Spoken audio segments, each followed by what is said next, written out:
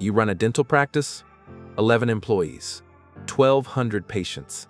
You've got a server in the back office running patient records and billing software. One Monday morning, you arrive to find every file encrypted, a ransom note on every screen, and a demand for $45,000. Your backup drive, plugged into the same server, is also encrypted. Your cyber insurance, if you have it, won't cover the first 3 days of downtime. Your IT guy is a part-time contractor who set up the system 4 years ago. This is not a hypothetical. It happened to dental and medical practices across the US every week last year. 43% of cyber attacks now target small businesses. 60% of small businesses that suffer a significant breach close within 6 months.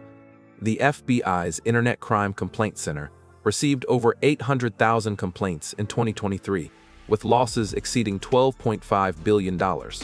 A disproportionate number of victims are small businesses and nonprofits, precisely the organizations that have the least capacity to absorb the loss.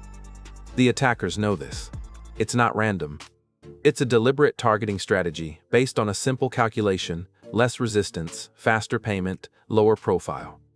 The shift towards small business targeting is partly a consequence of larger organizations getting harder to hit. Enterprise security budgets have grown. Threat detection has improved.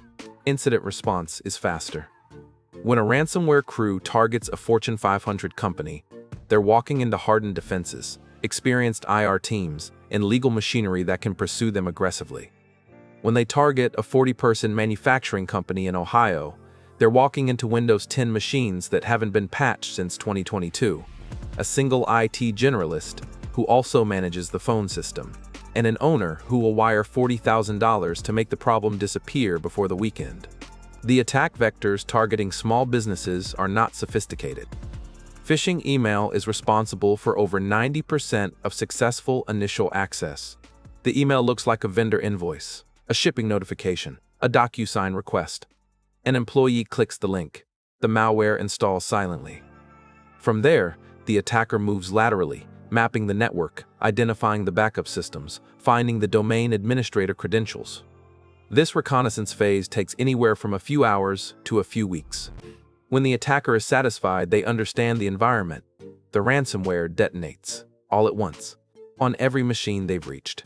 Small businesses are also targeted as entry points into larger organizations.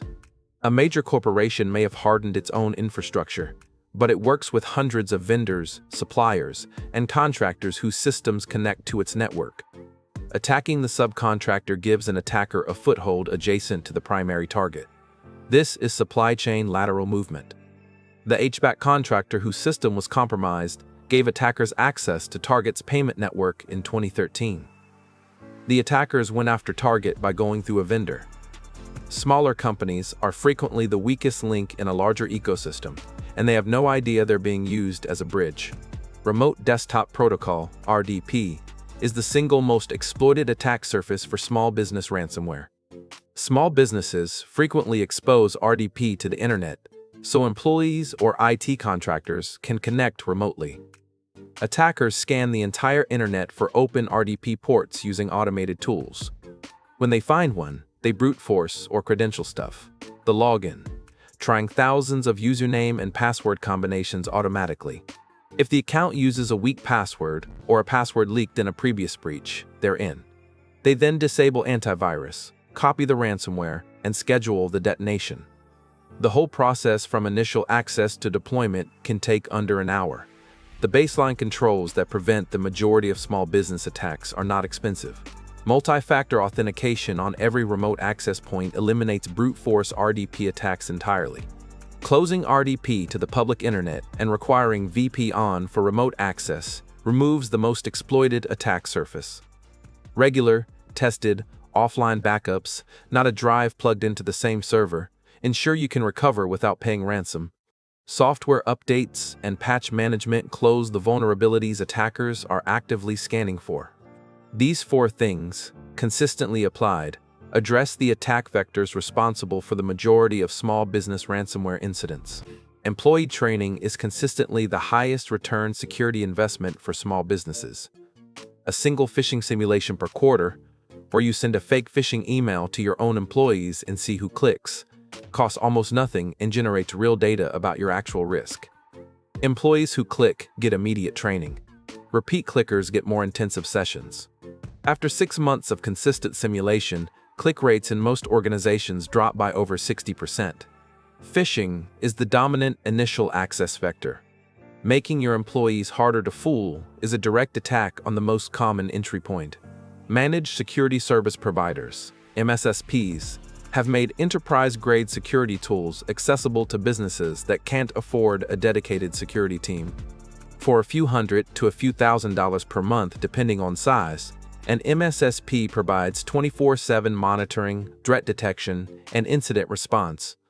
This isn't a luxury. For a business that processes payment card data, handles patient records, or stores customer personal information, the regulatory exposure from a breach, HIPAA fines, PCI penalties, state breach notification costs, can far exceed a year of MSSP fees. The math is not complicated once you run it. The attackers have done the math. Small businesses have less security, less legal capacity to fight back, less media attention when they're hit, and more urgency to pay quickly, because every day offline is a day they can't make payroll. That calculation makes them the perfect target. And 60% closing after a major breach means the attack doesn't just hurt, it ends the business. The controls exist. They're not complicated.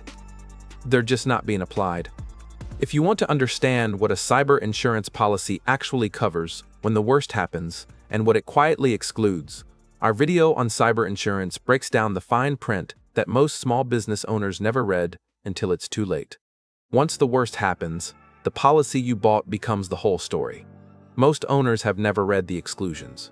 If you want to know what actually pays out, our video on cyber insurance, what it actually covers when you get hacked, breaks down the fine print. It is on this channel.